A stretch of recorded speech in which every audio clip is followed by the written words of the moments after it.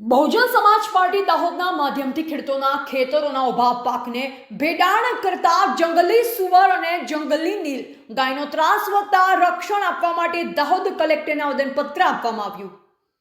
મળતી માહિતી મુજબ તારીખ 12/1/2026ના રોજ દાહોદ જિલ્લાના બહુજન સમાજવાદી પાર્ટીના ઉપપ્રમુખ શ્રી ભાભોર ધુળાભાઈના માધ્યમથી ખેડૂતોના ખેતરમાં ભેડાણ થતું અટકાવવા માટે આવેદનપત્ર આપવામાં આવ્યું, જેમાં દાહોદ જિલ્લાના બહુજન સમાજવાદી પાર્ટીના ઉપપ્રમુખ શ્રી ભાભોર ધુળાભાઈ અને બહુજન સમાજવાદી પાર્ટીના પ્રદેશ મહામંત્રી શ્રી નિરંજન ઘોષના માધ્યમથી દાહોદ જિલ્લાના ખેડૂતોની ખેતીમાં ભેડાણ કરતા જંગલી પ્રાણીઓની સમસ્યાને લઈ દાહોદ કલેક્ટરના માધ્યમથી રાજ્યપાલ સાહેબ ગાંધીનગરને આવેદનપત્ર આપવામાં આવ્યું હતું, જેમાં જણાવાયું હતું કે ભારત દેશ ખેતી પ્રધાન દેશ છે અને ખેતી પર સૌ નિર્ભર છે।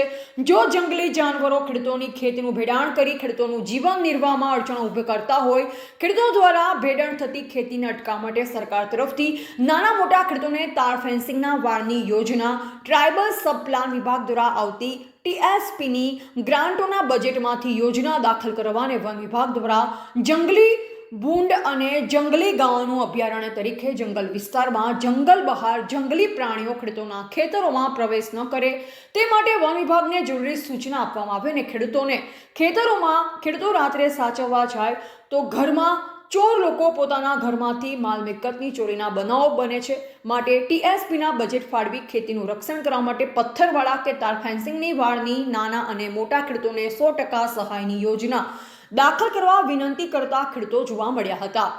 જો ખેડૂતોની સમસ્યા દૂર કરવામાં નહીં આવે તો આવનાર સમયમાં ખેડૂતોને આંદોલન કરવાની ફરજ પડશે તેવી ચીમકી પણ ઉચ્ચારાઈ હતી। Reporter Sunil Kumar H Damor, Singvad, Dahod. મારું નામ નિરંજન ઘોષ, બહુજન સમાજ પાર્ટી પ્રદેશ મહામંત્રી। હું જણાવું છું કે આપણા દેશના વડાપ્રધાન અનાજ પ્રત્યે આત્મનિર્ભરની વાતો કરે છે અને આત્મનિર્ભર થયા છે અને શ્રીલંકા અને બીજા દેશોમાં પણ આપણે અનાજ એક્સપોર્ટ કર્યું છે, મદદ કરી છે। પરંતુ તમે ભૂતકાળમાં જુઓ તો આપણા દેશના એક વખતના લાલ બહાદુર શાસ્ત્રી કે એ વખતે જ્યારે અમેરિકા આપણને અનાજ જે આપતું હતું એ અનાજ આપવાનું બંધ કર્યું હતું, ત્યારે લાલ બહાદુર શાસ્ત્રી આપણે બધાને સલાહ આપી હતી કે ભારત દેશના ભારતવાસીઓ અઠવાડિયામાં એક દિવસ ઉપવાસ કરવો અને અનાજ બચાવીને હુંડિયામણ બચાવવું।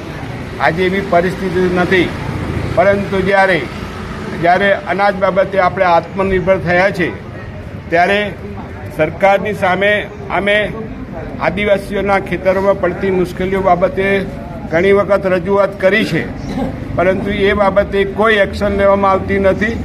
અમે ઉઘરાણી કરીએ છીએ તો એનો જવાબ નથી મળતો। અવારનવાર અમે ઘણી વખત રજૂઆત કરી છે, પણ આ વખતે કલેક્ટર સાહેબને અમે જે આવેદનપત્ર આપ્યું છે એ આવેદનપત્ર છે રાજ્યપાલ, ગુજરાતના રાજ્યપાલને સંબોધીને આપેલું છે અને એ ફોરવર્ડ કરશે। પરંતુ આ બાબતે અમારે એટલું જ કહેવાનું છે કે સરકારની ઘણી બધી સ્કીમો છે પણ એ આદિવાસીઓ તરફ પહોંચતી નથી અને આદિવાસીઓનું ભલું થતું નથી અને માત્ર કાયદો છે ને કાગળ ઉપર છે। એવું અમારું ઘણા વર્ષોથી આ દાહોદ જિલ્લામાં અમે જે પ્રવૃત્તિ કરીએ છીએ એનાથી ખબર પડી છે કે આવેદનો આપીએ, એપ્લાય બટ નો રિપ્લાય, એ સરકારની નીતિ છે, એને અમે વખોડીએ છીએ। સત્તા, શિક્ષણ અને સંપત્તિથી લોકો આત્મનિર્ભર બને એ જ અમારી મહેચ્છા છે। જય ભીમ।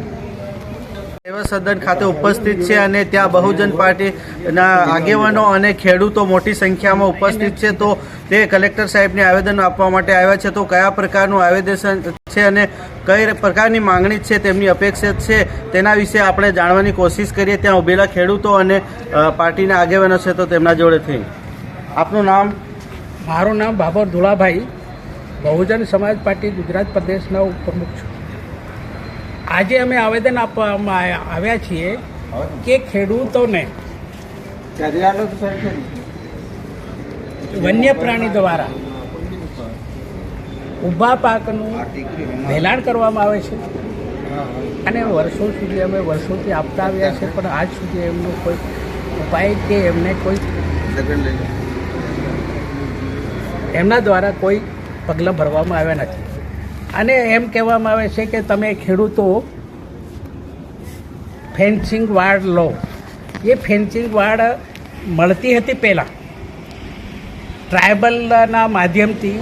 એ વાડો ટ્રાયબલના માધ્યમથી પણ મળવી જોઈએ અને ટ્રાયબલનું ફંડ છે એ ટ્રાયબલના વિકાસ માટે વપરાવવું જોઈએ. આજે એ ટ્રાયબલનું ફંડ બીજી જગ્યાએ વાપરી દેવામાં આવે છે ને ટ્રાયબલના લોકોને કોઈ ખેડૂતોને આનું ટ્રાયબલનું ફંડ મળતું નથી. અને આ વન્ય પ્રાણી ખેડૂતોના ચોમાસુ પાક હોય, શિયાળુ પાક હોય અને રાત્રે ખેડૂતો ખેતરમાં જઈને રખવાળી કરતા હોય તો એમના ઘરોમાં રાત્રે ચોરી કરી જતા હોય. તો એના માટે અમે આવેદન આપવામાં આવ્યા છીએ કે ખેડૂતો આ દેશના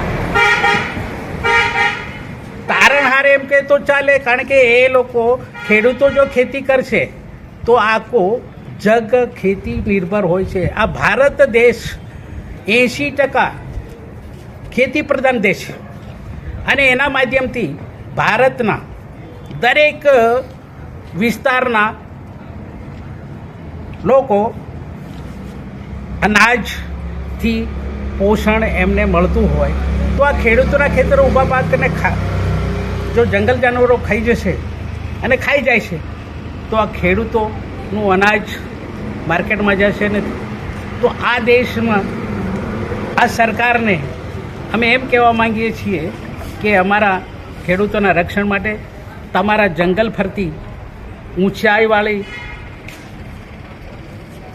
તારની વાડ કે દિવાલ બનાવો અથવા તમે આ વન્ય પ્રાણીનું અભયારણ્ય બનાવો. અભયારણ્ય બનાવશે તો તમારા દેશમાં અભયારણ્ય જોવા માટે આવશે, દેશને ફંડ પણ ભેગું થશે અને સહેલાણીઓ જોવા માટે આવશે. આટલો બધો દેશને વિકાસમાં કંઈક કામ લાગશે. પણ પહેલાં ટ્રાયબલના ફરી વાર કહું છું કે ટ્રાયબલના પૈસા ટ્રાયબલનું ફંડ ટ્રાયબલમાં જ વપરાવવું જોઈએ. તમારા ખેતરમાં કયા કયા પ્રકારના પ્રાણીઓ આવી જાય છે? અમારા ખેતરમાં નીલગાયો, જંગલી સુવરો અને નીલગાયો મોટે ભાગે. આ મોર તો ઠીક છે પણ આ દિવસનું પ્રાણી છે, આ પક્ષી છે, એને અમે ભગાવી શકીએ. પણ રાત્રે જે પ્રાણી આવે છે 6 વાગ્યા એટલે એ પ્રાણીઓ જંગલ છોડીને ખેડૂતોના ખેતરોમાં આવી જાય છે. તો તમે કલેક્ટર સાહેબને આવેદન આપ્યું તો તમને કયા પ્રકારનું આશ્વાસન સાહેબ દ્વારા આપવામાં આવ્યું છે? સાહેબ એમ કહે છે કે અમે આગળ એનો એ કરવું, એના પર પગલાં ભરાઈશું. વન અધિકારીઓને અમે આની જાણ કરીશું અને CFને જાણ કરીશું. તો આનો આગળ કોઈ બી કાર્યવાહી કરવામાં ના આવે તો તમે શું કરશો આગળના સમયમાં? જો આ આવેદન પર કાર્યવાહી ના કરવામાં આવે તો મેં ગાંધીનગર મહામહિમ રાજ્યપાલશ્રીને રૂબરૂ મુલાકાત ખેડૂતોની કરાવીશું અને ધરણા પણ કરીશું. કારણ કે ખેડૂતો માટે અમે જાન દેવા માટે પણ તૈયાર છીએ. જોતા રહો i7 ન્યૂઝ ગુજરાતનો અવાજ. આ હતા દાહોદ જિલ્લાના ખેડૂતો, તેમની આ વેદના હતી.